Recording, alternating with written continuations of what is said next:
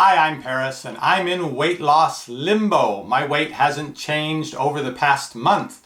This is the longest plateau I've had, and I'm not sure if it's just going to keep on plateauing or where it goes from here. It's almost a year ago now that I started losing weight. Thanksgiving of last year, I was 247 pounds.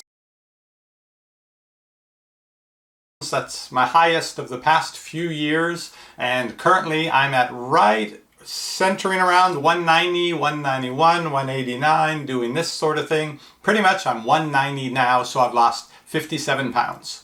But I haven't lost any of that in the past month, and it's awfully frustrating. My weight loss has gone from plateau to a drop of 3-4 pounds, plateau for a week or two, 3-4 pounds, and it's done that the entire way. But this past month has been a month-long plateau.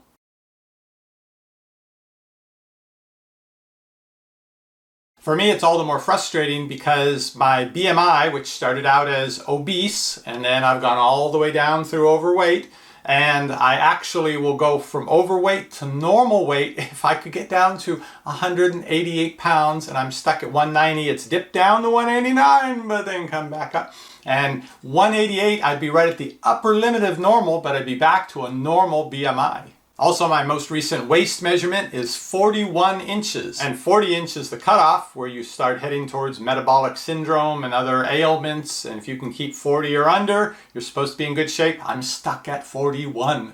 Now maybe this makes sense because I haven't really been dieting, though I've completely changed my diet, cut out the unhealthful foods and focusing on healthy whole foods. What I've really been doing, as I see it, is rebalancing my diet. And with a properly balanced diet, my body should return to a properly balanced weight. And that's really what it's done. I don't feel like I've lost the weight. I feel like I've made these changes that have allowed my body to go back to normal, and that's what it's done. It's just shy of being back in that normal range. Now my body may have decided we've reached our destination. We're just about back to a normal body weight for my height, but during the past year, even though I wasn't dieting to lose weight, I did start to set my sights as I got down to 200 pounds. Thought I'd really like to be 170 to 175. I'd like to be more towards the middle of normal weight for my height because I've always found holidays and traveling always tends to bump up the weight some, so I'd like to have a little bit of cushion where I wouldn't be going right back up into overweight category if I put on a couple pounds.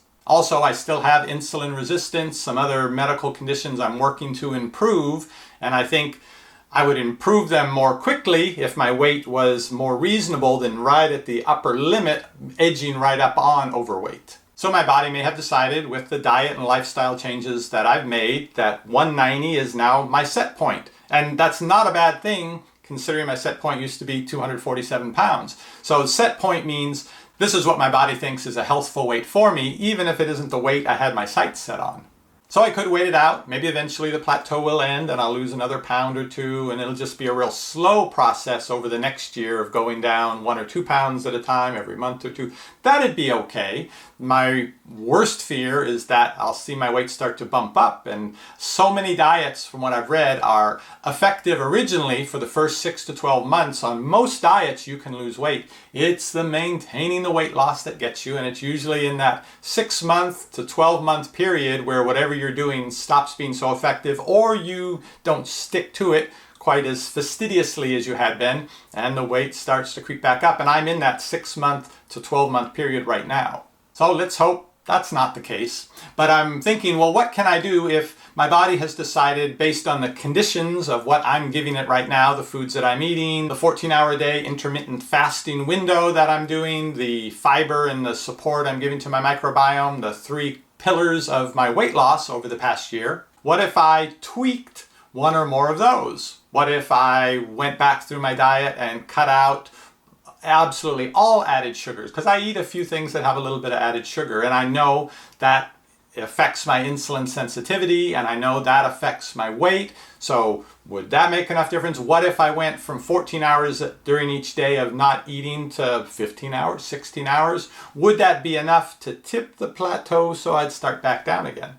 As I mentioned early on in this video series, I don't really know to which extent each of those 3 pillars has had an effect on me losing weight. I believe each of them has been important, and maybe one of them's already maxed out. Like I don't think I can do more than 100 grams of fiber a day, and that's how much I'm eating in support of my microbiome. So the one I'm seriously thinking of giving a try is extending the hours of my intermittent fasting each day from 14 up to 15 or 16. I don't know if I can do 16, but I could definitely wait an extra half hour in the morning before eating anything, go from 10 to 10:30, and at night I could eat a little earlier and have my cutoff time be 7:30 instead of 8, so I'd be going to 15 hours instead of 14, and I think I could do that without it being too much of an inconvenience for me. But percentage-wise, that's not a whole lot, going from 14 hours to 15 hours. 1 hour change is like a 6 or 7% change, but it might be enough to make a difference, and it'd be interesting if it worked, if I add 1 hour to my intermittent fasting each day and I get 4 or 5 more pounds of weight loss.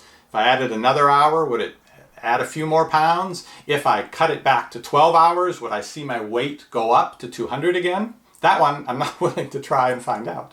But if I go the route of increasing the time each day that I don't eat, I will let you know, and I'll let you know what the results are. I assume they'd show up within a month, so that'll be interesting to see. Interestingly, and I found this throughout my year of weight loss, even in the periods where my weight doesn't change, the fat seems to remodulate itself. It goes to different places. Over the past month, I have not lost any weight, and yet my Fitbit watch band has actually gotten 1 hole smaller. It was a little loose, I admit, a month ago, but it wasn't enough that I could tighten it down without it really being too painful. But over the course of this past month, my wrist has gotten smaller. The fat has left my wrist just enough so that now I can put it to that next hole, so it's now comfortably snug.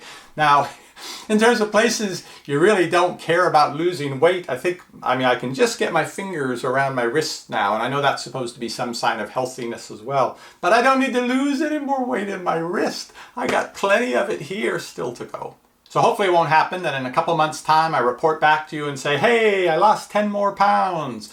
Still a 41-inch waist, but look at my bony wrists. So even though I'm frustrated with this weight loss plateau, I'm not going to go try some other diet techniques. What's been working for me, I'm going to have faith in.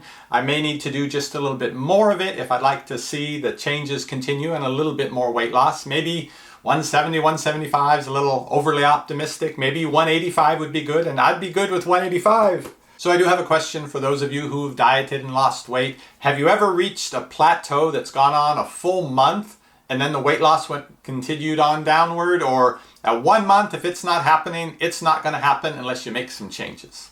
I'd like to hear what your experience has been. Feel free to comment down below this video. And I know I shouldn't complain. I've had 57 pounds of weight loss. My health has improved. But I'm only asking for this much more. Too much? See you on the next video.